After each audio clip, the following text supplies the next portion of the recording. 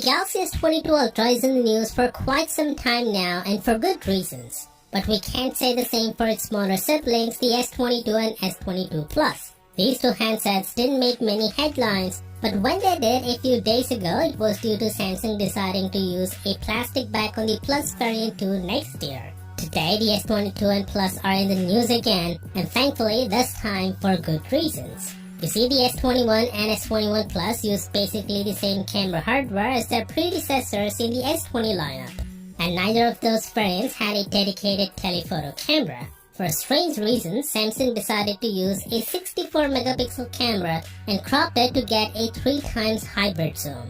Although they offered a good image quality, a dedicated telephoto camera is always better because it offers greater details at native zoom levels. Thankfully, this will not repeat for the S22 generations, as Samsung will change its philosophy for next year's models and include a proper 12-megapixel telephoto camera with 3x optical zoom.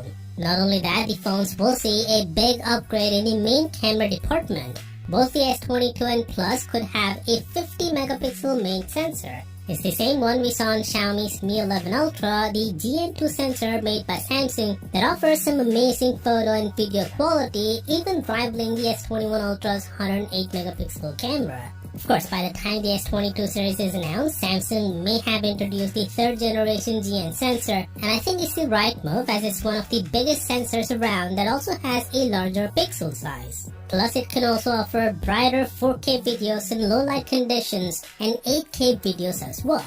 The ultra-wide camera though will remain the same at 12 megapixels. Of course, you need to take this info with a grain of salt because the source himself said so. But if this is true, then Samsung might not be running after higher numbers just for the sake of marketing, and it might offer practical improvements. With that said, Samsung is expected to launch the Galaxy Watch 4 and Watch Active 4 at the Mobile World Congress on June 28th, and we have our very first look at the Galaxy Watch Active 4 from all leaks, which shows an edge-to-edge display and 2 buttons on the right-hand side.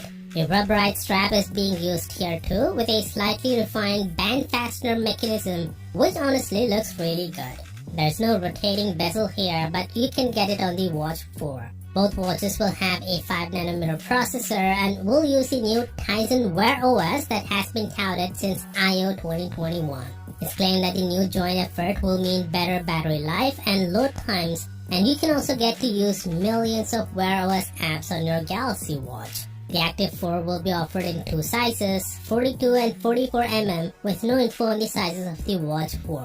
Finally, the Active 4 will be offered in these 4 color variants. Moving on, the Galaxy S21 FE has been delayed due to the chip shortage, and we didn't know at that time how long this delay is gonna be.